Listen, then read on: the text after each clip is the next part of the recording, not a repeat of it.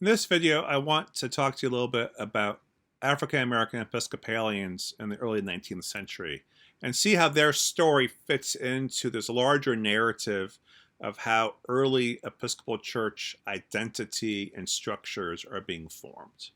So let's start with talking about Absalom Jones. If we talk about Absalom Jones, we have to include also his companion Richard Allen and their work in Philadelphia in 1787 to establish the Free African Society.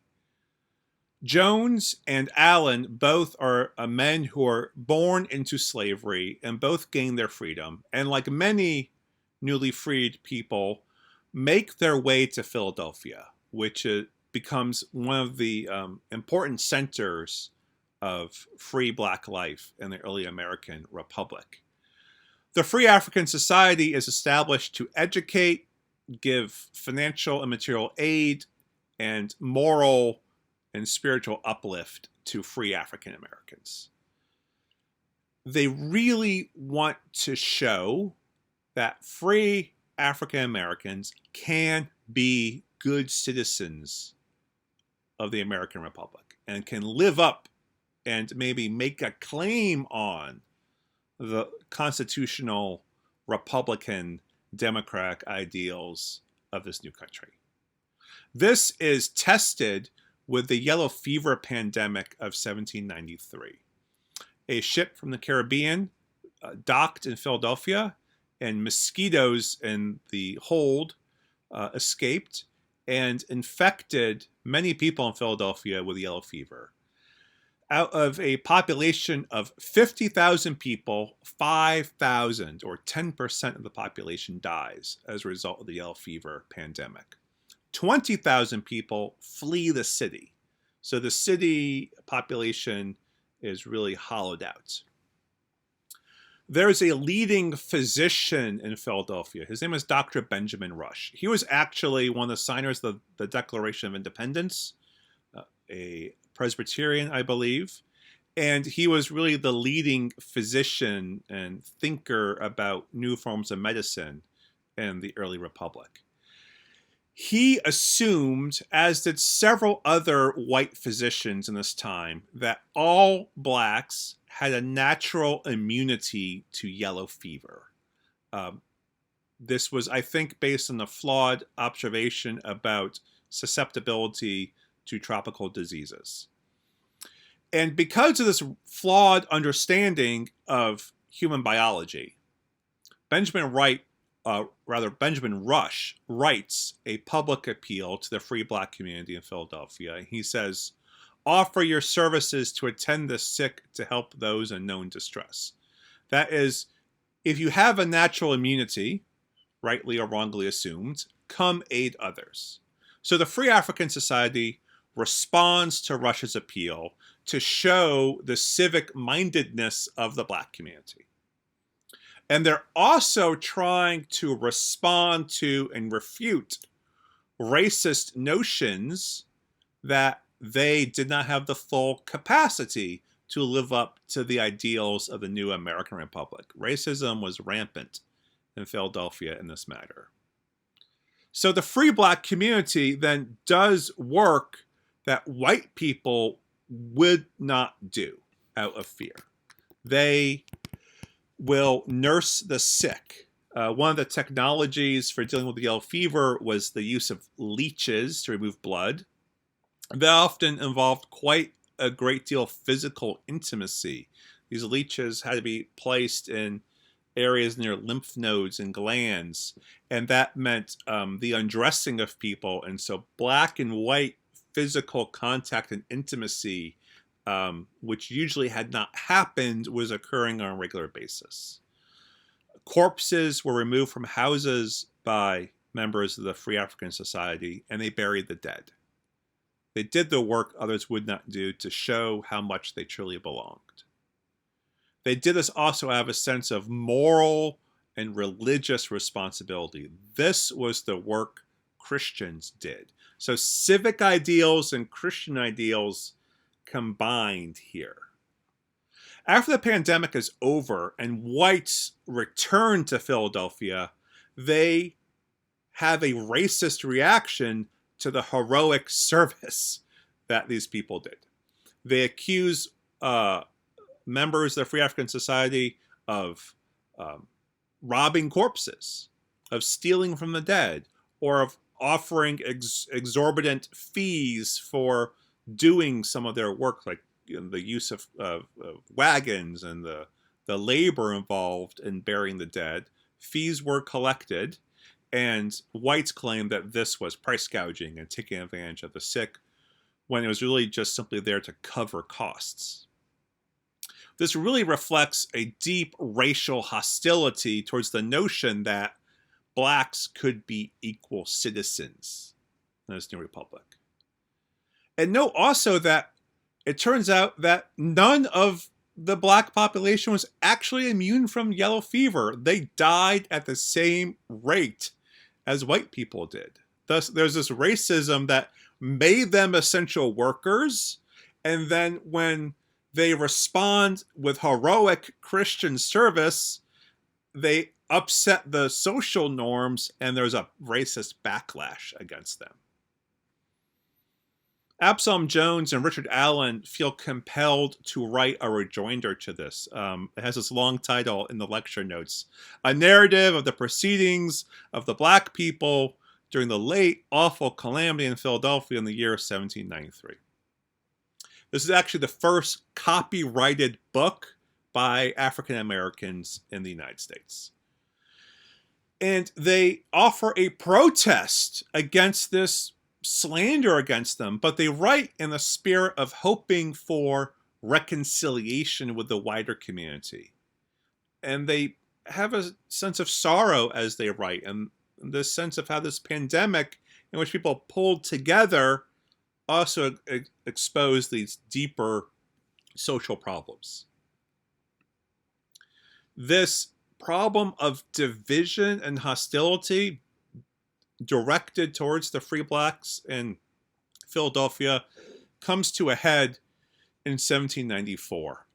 Absalom Jones and Richard Allen had been involved in forming a group of worshipers at St. George's Methodist Episcopal Church in Philadelphia. This was essentially the black congregation that worshipped and intermingled with white congregants. They worshipped at the same time and worshipped in the same space.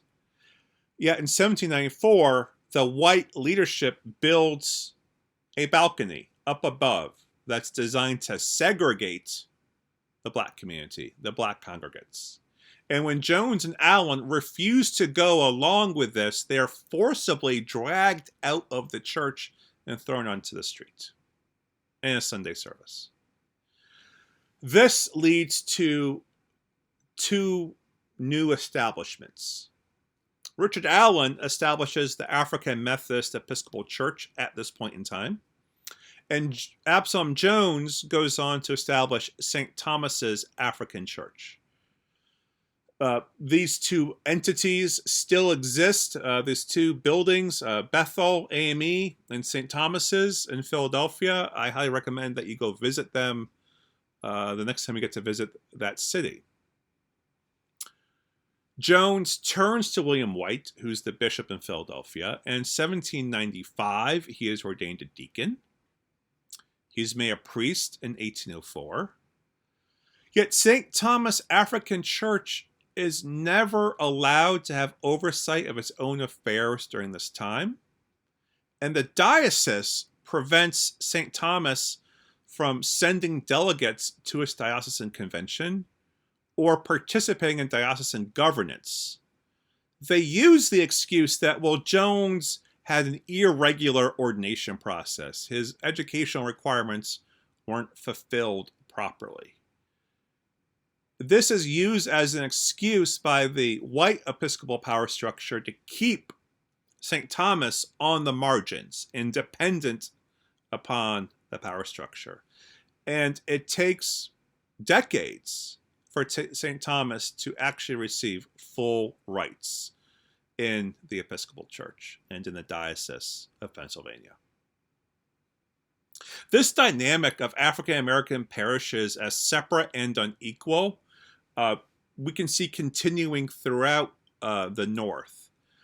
Usually the dynamic is that when a critical mass of African Americans appear in a northern parish, there's often a request made for them to have a separate congregation. Often it's the white leadership that makes this move.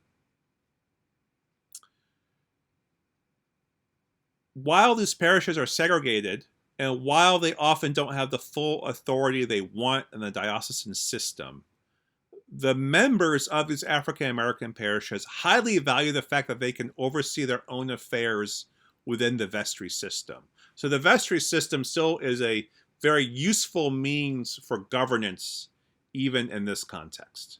So let me give you an example. In 1818, St. Philip's is established as an African American parish in New York City. It's developed out of Trinity Church on Wall Street.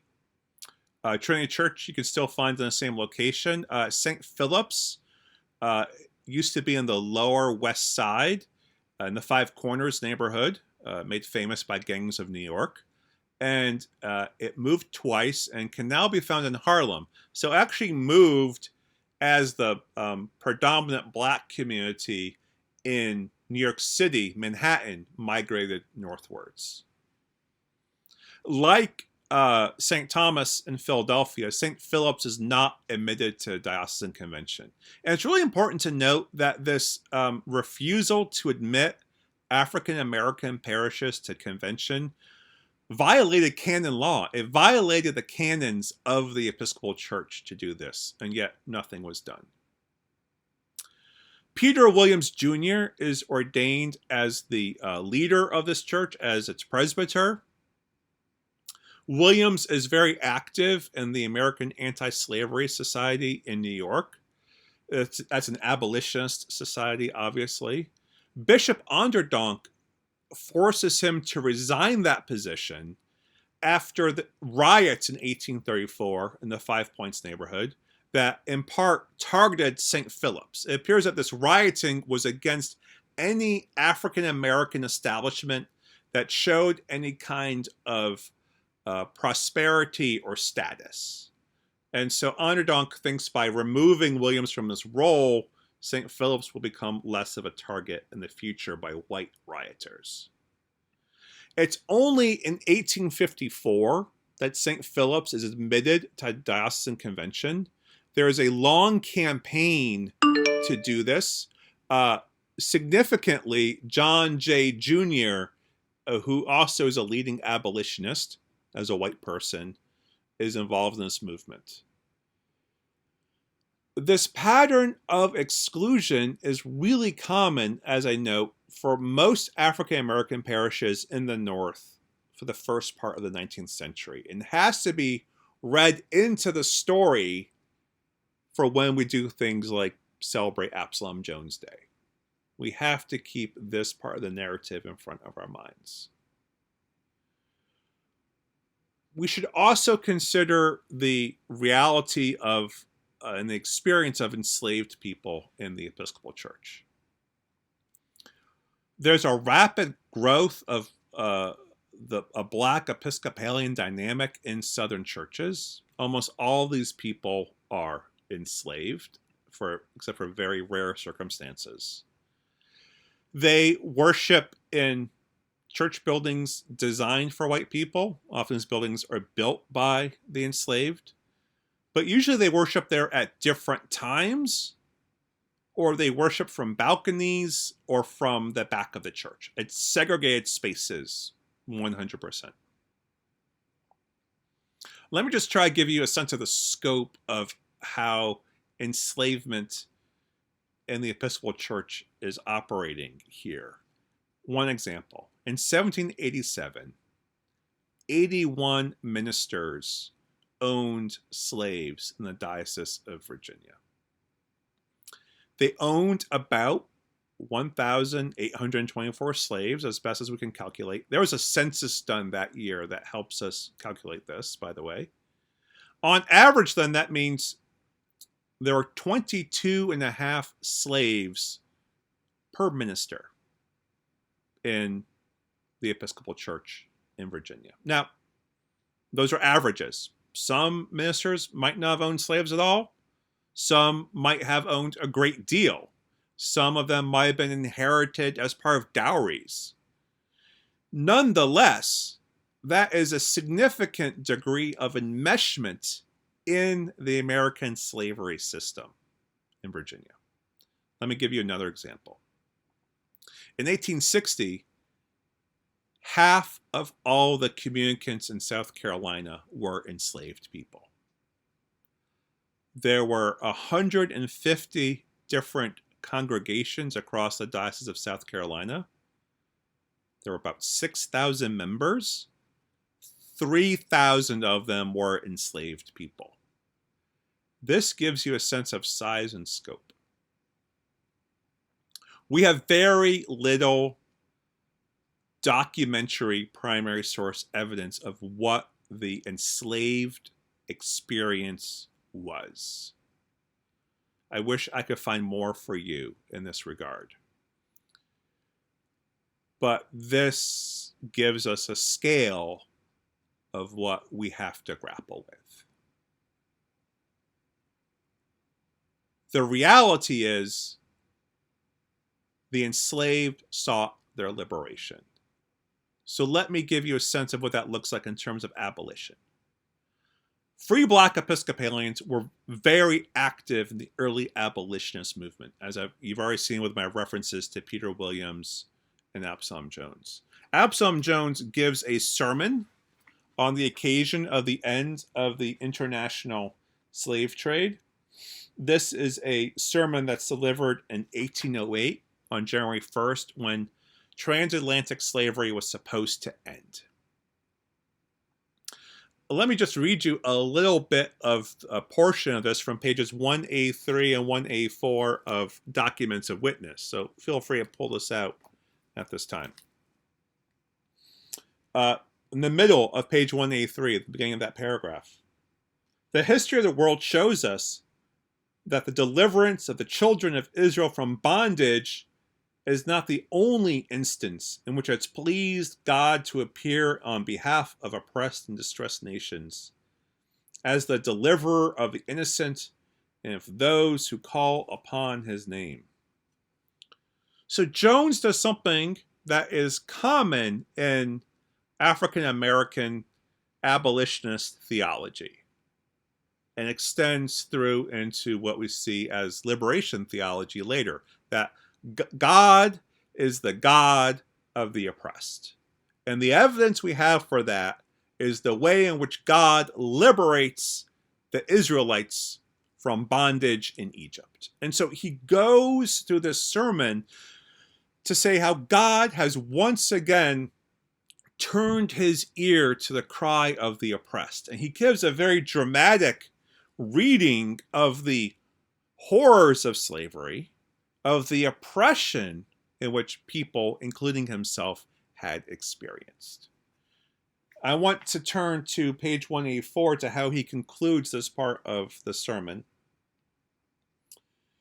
He talks about the inhumanity of the slaveholders and of the tortures they meet upon the enslaved.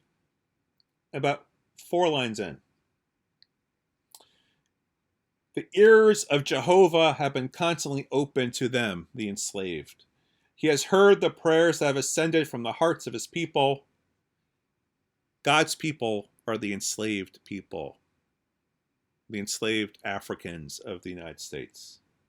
God has heard them, and he has, as in the case of his ancient and chosen people, the Jews, come down to deliver our suffering countrymen from the hands of their oppressors. Just keep in mind here, he means that white Christians are the oppressors, or those white Episcopalians who also own slaves are oppressors. He says, God came down into the United States when they declared the Constitution, which they framed in 1788, that the trade in our African fellow men would cease in the year 1808. He came down into the British Parliament when they passed a law to put an end to the same iniquitous trade in May 1807. He came down into the Congress of the United States the last winter when they passed a similar law, the operation which commences on this happy day. And goes on. But this notion, God intervenes in history. God comes down into history even now to liberate.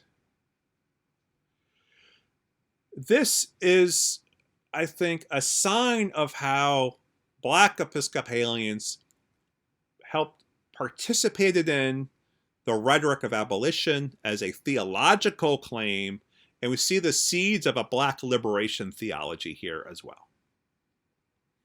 This abolitionist movement creates a lot of tension, though, especially tension over the degree to which Black parishes could serve as centers for abolitionist organizing.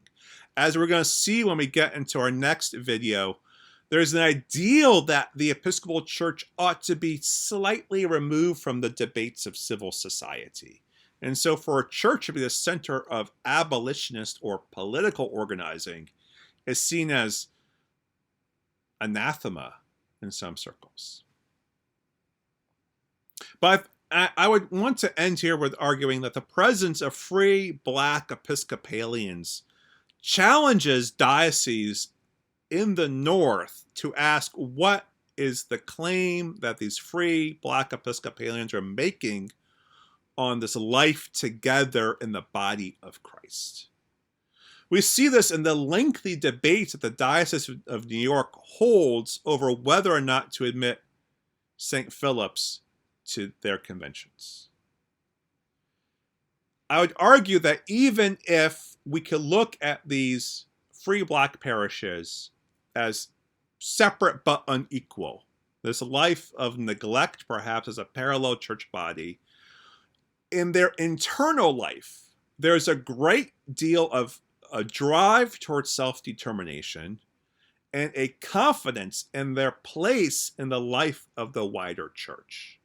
And they continue to knock on the door and to ask, are we not also part of the body of Christ?